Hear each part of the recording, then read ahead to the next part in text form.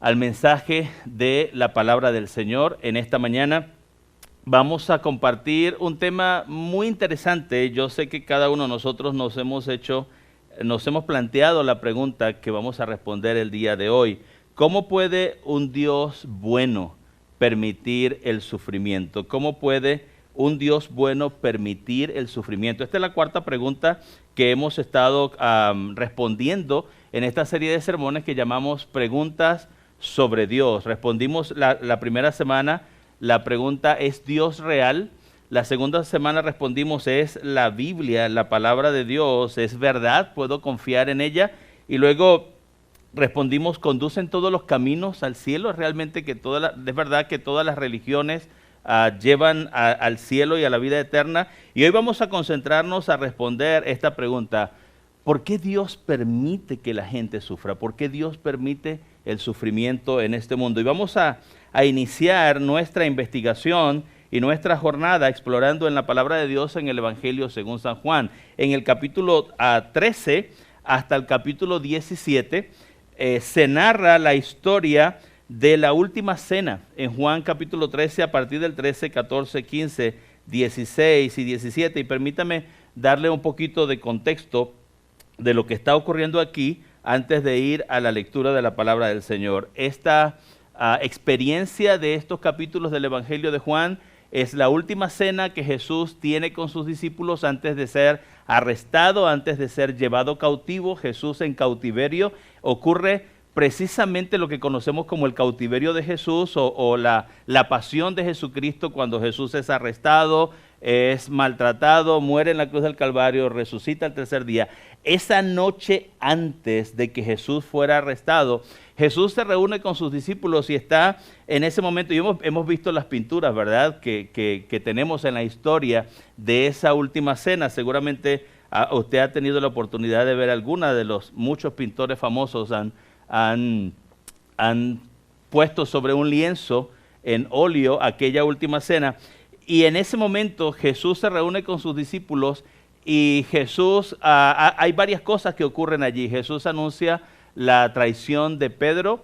Jesús anuncia de Judas, que Judas lo va a vender y que Pedro le va a negar. Jesús también lava los pies de sus discípulos y le hace promesas a sus discípulos aquella noche y le dice: voy a preparar un lugar para ustedes para que donde yo esté, vosotros también estéis. Y Jesús dijo: y vendré otra vez a buscarlos. También Jesús anuncia en esa última cena la llegada del Espíritu Santo, que Él se iba a ir, pero que no los voy a dejar solos, dijo Jesús. Les enviaré un consolador para que esté con ustedes.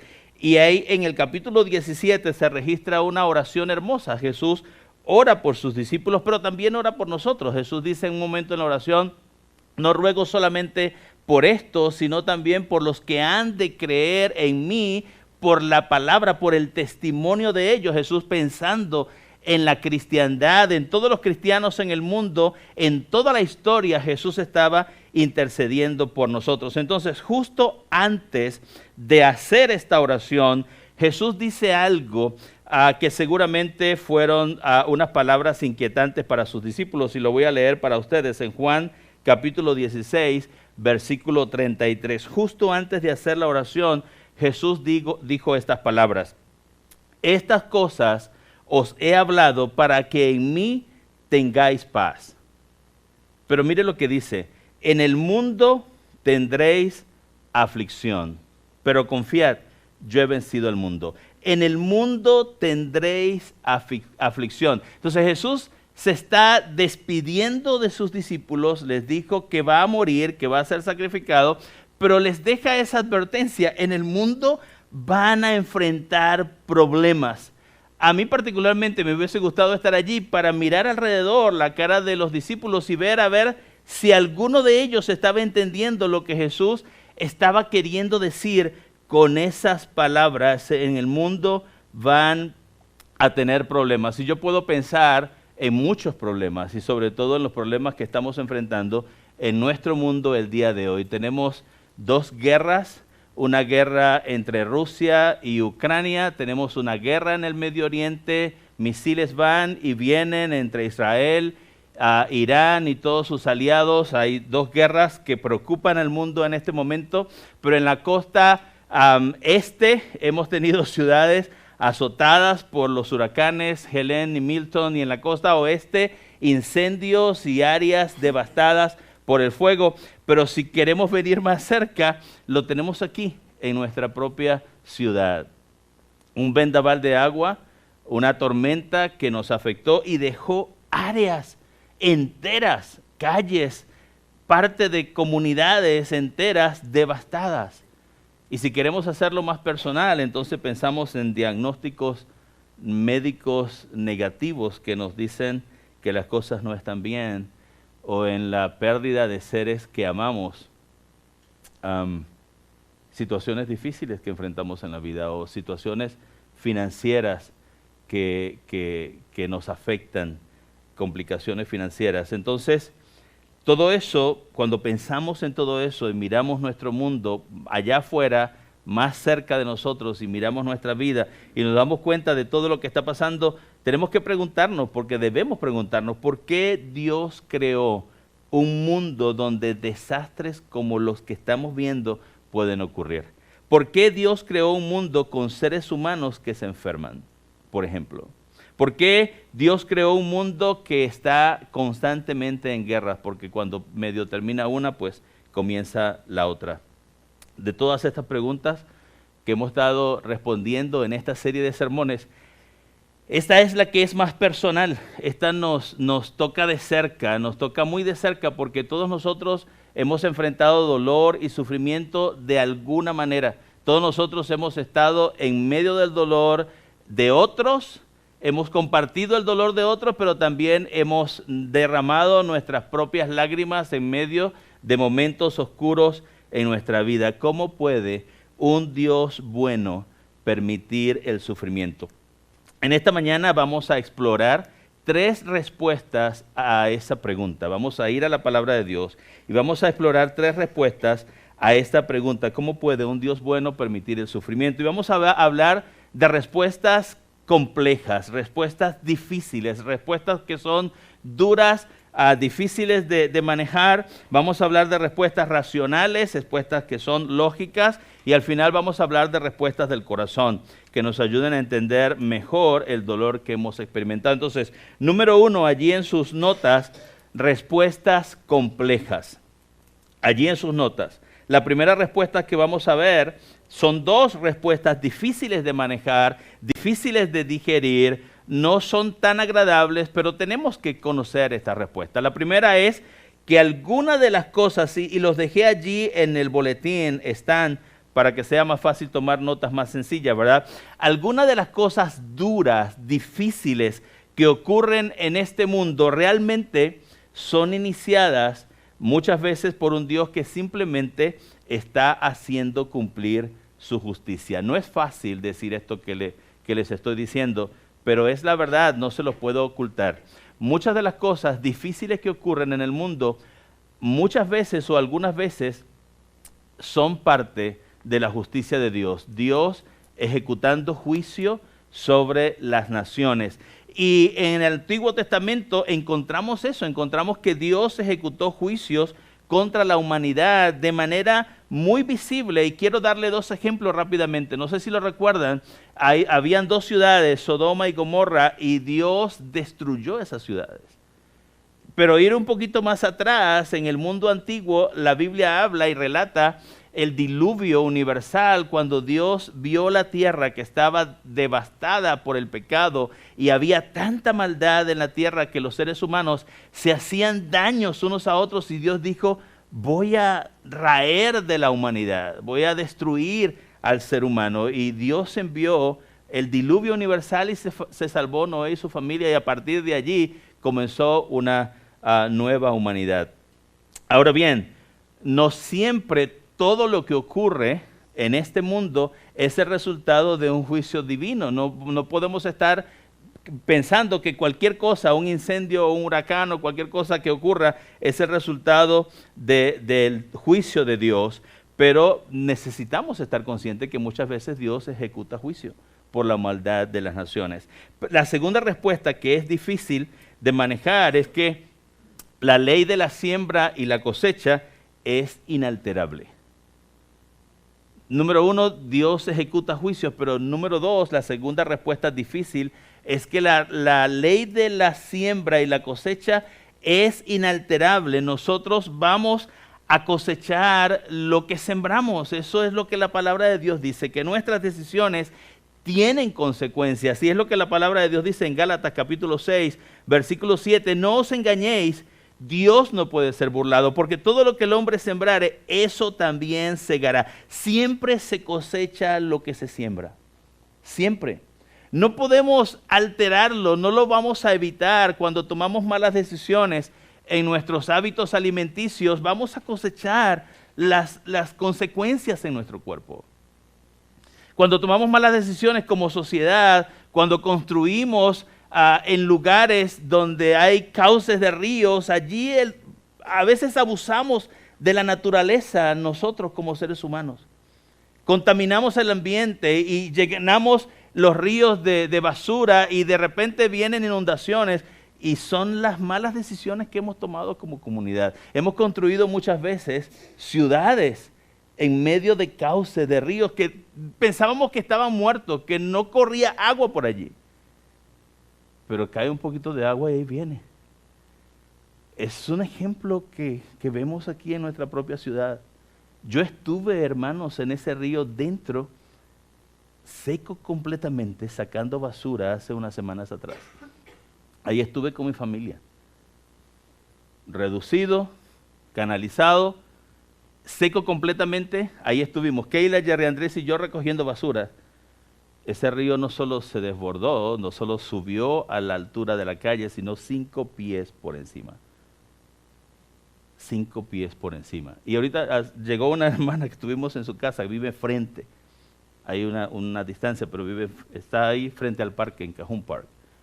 4 pies y pico en su casa. ¿Qué hacen esas casas allí? Es lo que yo me pregunto, si ahí corría agua.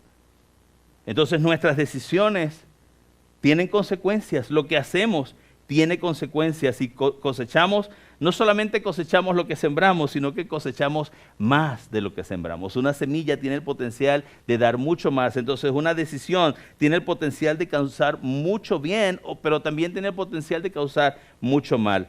No solamente cosechamos más de lo que sembramos, sino que vamos a cosechar luego, al tiempo, no en el momento, pero al final vienen las consecuencias. La segunda respuestas que les dije que vamos a tener en esta mañana son las respuestas racionales. Respuestas racionales, respuestas que son lógicas, respuestas que son cognitivas. Y la primera de ellas es que Dios no es, y lo quiero decir bien claro en esta mañana, Dios no es el creador del mal y del sufrimiento. Dios no lo creó.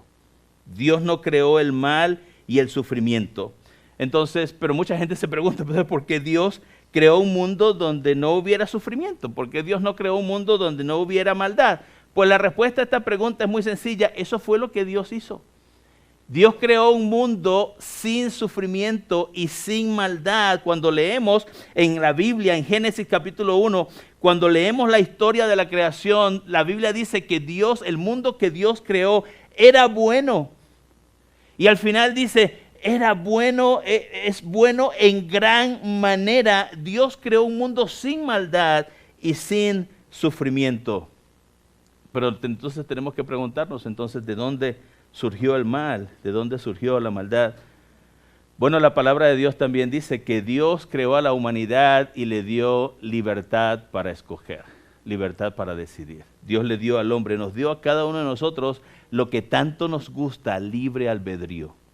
La capacidad de decidir, de escoger entre el bien y el mal. Dios nos dio a cada uno de nosotros la capacidad para decidir seguir el bien o seguir el mal. Recordemos la historia en el huerto del Edén. Allá estaba Adán y Eva, se le dio solamente un mandamiento. Dios le dijo, de este árbol del bien, de la ciencia del bien y del mal, no coman, porque el día que de él coman ciertamente morirán. Y la serpiente era astuta, dice la Biblia, y los engañó. Y le dijo, no es cierto, no es verdad, Dios no tiene razón, lo que Él dice no es verdad. Y ha sido siempre la historia con todos y cada uno de nosotros, Satanás busca engañar. Y en el libre albedrío que Dios le dio a la humanidad, Adán y Eva decidieron seguir su propio camino. Adán y Eva dijeron, pues está lo que Dios ha dicho y está lo que ahora nosotros pensamos, y ellos decidieron seguir su propio camino y caminar según lo que ellos pensaban. Y eso condenó a la humanidad a la maldición del pecado y de la muerte. Y el hombre decidió seguir su propio camino, hacer su propia voluntad, salirse fuera de la voluntad de Dios, y en ese momento trajo como consecuencia dos tipos de mal. El mal producido por el hombre. Es decir, siendo nosotros seres humanos imperfectos, nosotros mismos producimos mal. Nosotros mismos, en nuestra humanidad, con nuestras debilidades, nos hacemos daño muchas veces a nosotros mismos, le hacemos daño incluso a la gente que amamos, a nuestra familia, a veces a nuestras esposas, o a los esposos, o a nuestros familiares y seres queridos, a los compañeros de trabajo, a veces en nuestras decisiones. Es decir, nosotros como seres humanos, por ser imperfectos, producimos mal, hacemos mal. Pero lo segundo que surgió en aquel momento fue el mal natural. Cosas como terremotos, tornados, huracanes, epidemias, enfermedades. El pecado de Adán y Eva, no solamente, la palabra de Dios lo registra, no solamente destruyó la bondad en la humanidad, no solamente le dio a la humanidad la capacidad de producir mal y de hacerse mal, odiarse, países, naciones, tribus enteras. Mire, estuve en Ruanda, en África, hace algunos años atrás, sí, y estuve con gente que me dijo, mi tío asesinó a mis padres y a mis hermanos. Quedó él solo de toda la familia. ¿Y sabe por qué? Porque eran de tribus diferentes. Los hutíes se levantaron en contra de gente con la que habían crecido, una etnia con la que habían formado una nación, dos grupos étnicos. Y un día decidieron, un general del ejército decidió que esta otra etnia era impura y maldita, y todos los hutus mataron, aún siendo familia, estando casados, porque eran etnias diferentes, por odio. Uno estaba casado de una etnia con otra, mató a su esposa. 1 millón de personas en 2 días fueron asesinados, 1996. El genocidio en Ruanda. Está en la historia, lo pueden leer. El pecado deformó la bondad que Dios puso en el corazón de la humanidad. Pero no solamente eso, la naturaleza fue condenada por el pecado del hombre y de la mujer, de la humanidad. Mire cómo lo explica el apóstol Pablo en Romanos capítulo 8, versículos 19 al 21. Pues toda la creación, dice Pablo, espera con anhelo el día futuro en que Dios revelará quiénes son verdaderamente sus hijos. Versículo 20. Contra su propia voluntad, toda la creación quedó sujeta a la maldición de Dios. Sin embargo, con gran esperanza la creación espera el día en que será liberada de la muerte y la descomposición y se unirá a la gloria de los hijos de Dios. Lo que Pablo está diciendo aquí es que la creación espera el día de su liberación.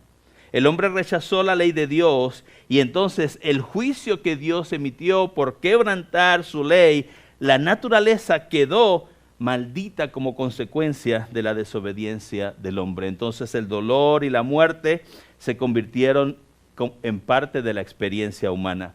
Entonces comenzó el colapso genético, entonces entraron las enfermedades, entonces el hombre comenzó a destruir el lugar donde vivía. Dios le dijo al hombre que sojuzgara la tierra, que reinara sobre la tierra, pero no le dijo destrúyela.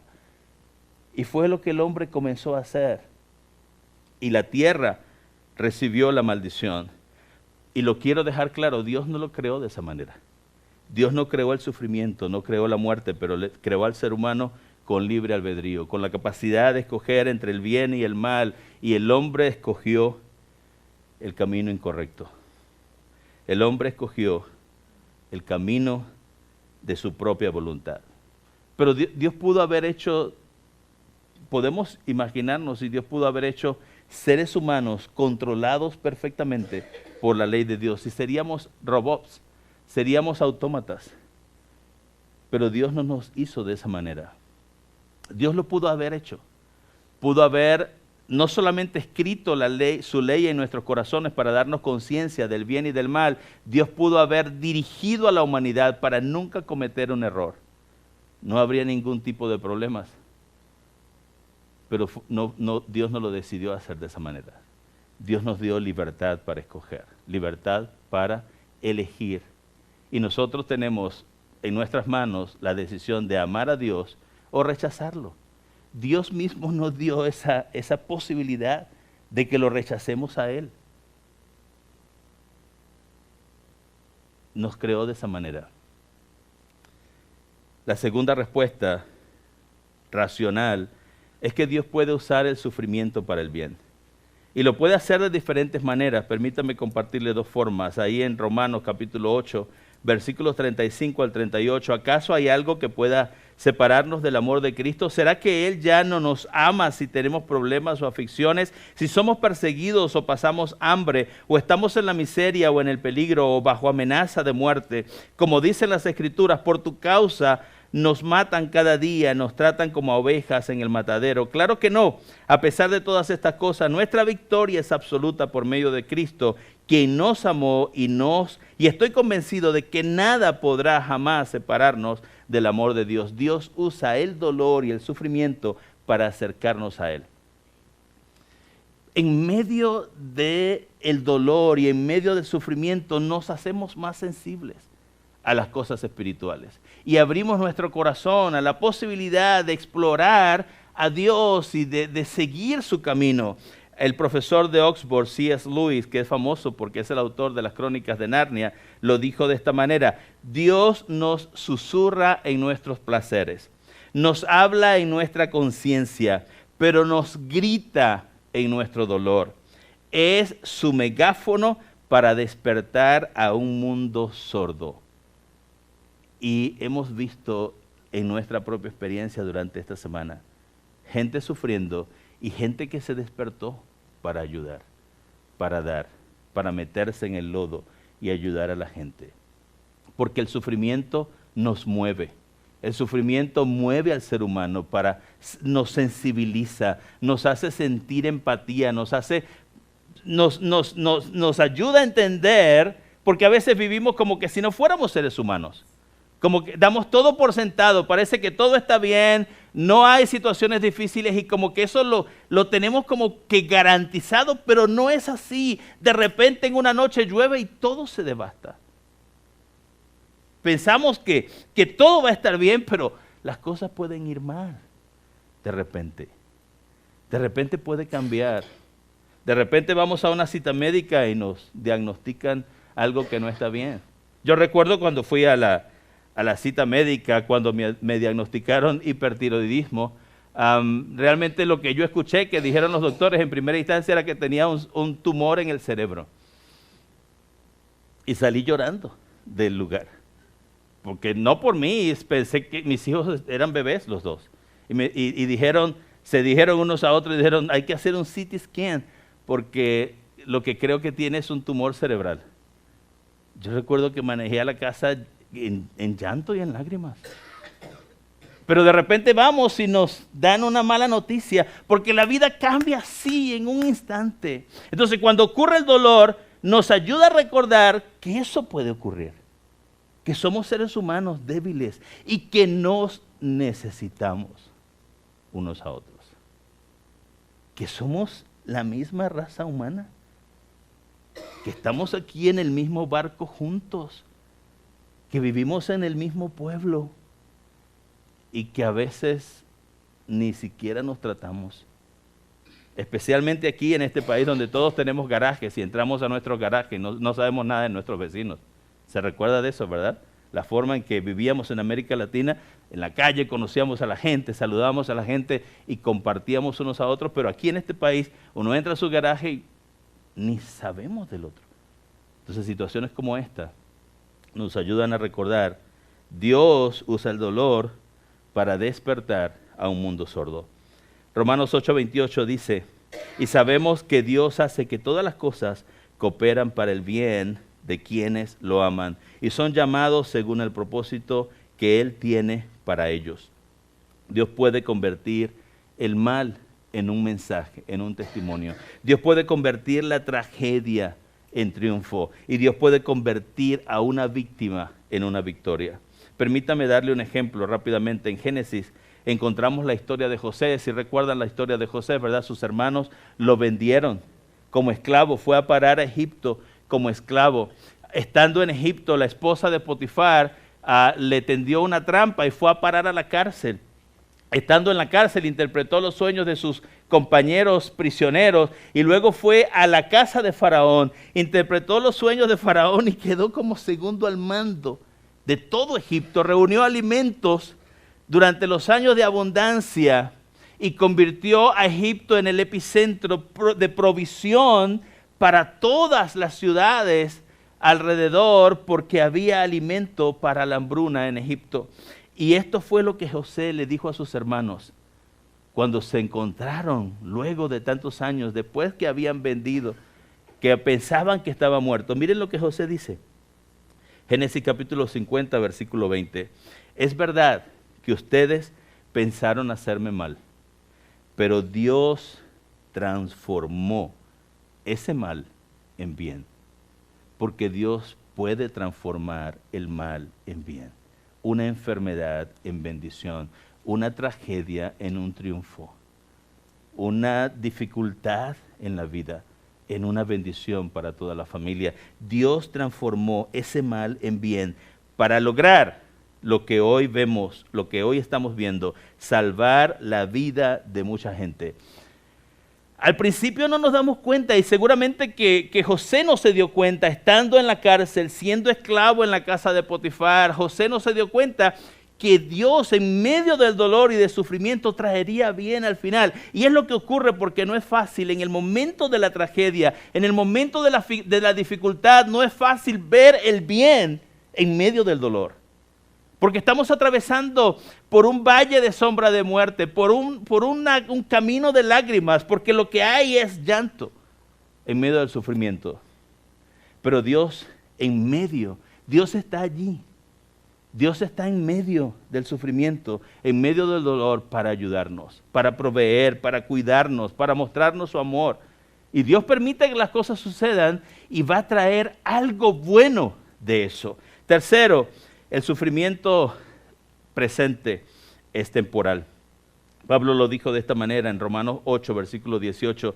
Tengo pues por cierto que las aflicciones del tiempo presente no son comparables con la gloria venidera que en nosotros ha de manifestarse. Y en 2 de Corintios lo dijo también de esta manera, 4:17. Pues los sufrimientos ligeros y efímeros que ahora padecemos producen una gloria eterna que vale muchísimo más que todo sufrimiento. Y cualquier persona cuando lee estos versículos pudiera pensar, seguramente el apóstol Pablo tuvo una vida muy cómoda, no tuvo problemas en su vida, de repente no enfrentó ninguna dificultad. Pues déjeme decirle que sí. Mire lo que escribió Pablo a los Corintios, 2 de Corintios 11. ¿Son siervos de Cristo todos? Sé que suena como loco, pero yo lo he servido mucho más. He trabajado con más esfuerzo, me han encarcelado más seguido, fui azotado innumerables veces, enfrenté la muerte en repetidas ocasiones. En 5 ocasiones distintas, los líderes judíos me dieron 39 latigazos. 3 veces me azotaron con varas, una vez fui apedreado, 3 veces sufrí naufragio y la lista sigue.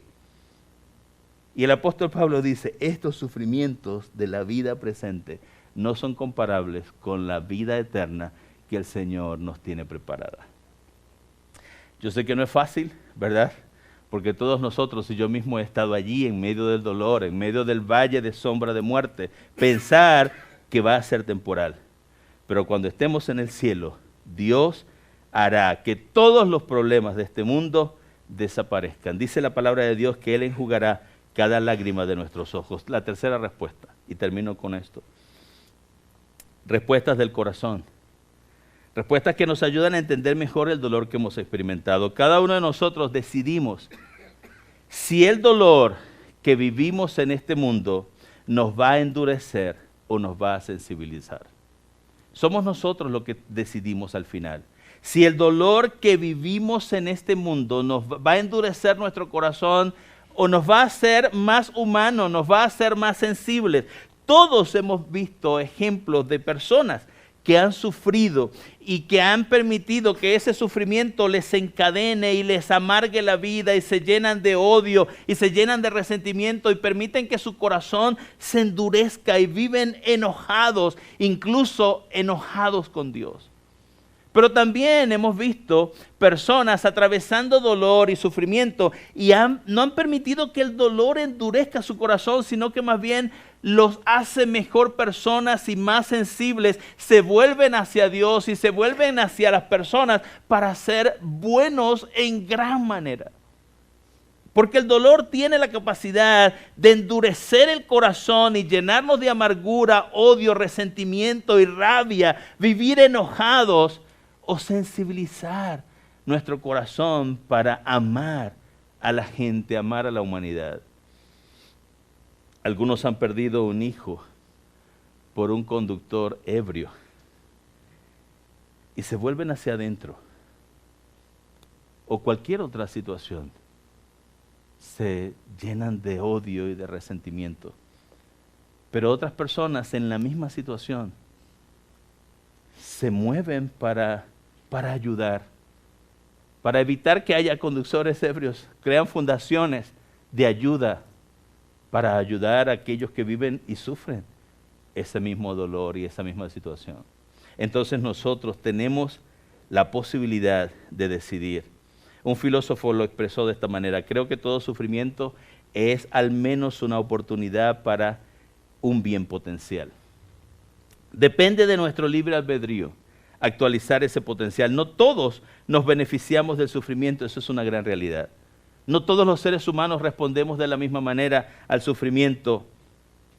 No todos nos beneficiamos del sufrimiento y aprendemos de él, porque eso depende de nosotros, depende de nuestro libre albedrío, depende de nuestra decisión, depende de nuestro corazón. Nosotros tenemos la capacidad de responder positivamente al dolor. Entonces no permitas que el sufrimiento en esta vida te llene de dolor, te llene de odio, de resentimiento, de amargura, de rabia. Más bien, lo segundo es confiemos en Jesús, en su amor. Pon tu confianza en Jesús, en sus planes para tu vida. Jesús dijo, vuelvo al principio, en el mundo tendréis aflicción, pero también dijo, pero confiad, yo he vencido al mundo. En el mundo tendréis aflicción, con eso comenzamos, ¿verdad? Pero no se quedó allí. Jesús le dijo a sus discípulos, pero confíen en mí, yo he vencido al mundo. Él conoce, Jesús conoce tu pasado, sabe de dónde vienes, sabe dónde has estado en la vida. Conoce tu presente, Él sabe lo que estás viviendo ahora. Él sabe las luchas y las lágrimas y las dificultades, pero Él también conoce tu futuro. Él sabe a dónde te va a llevar. Él sabe lo que tiene para ti, lo que tiene para tu familia. Por eso podemos confiar en Él. Podemos confiar en Él.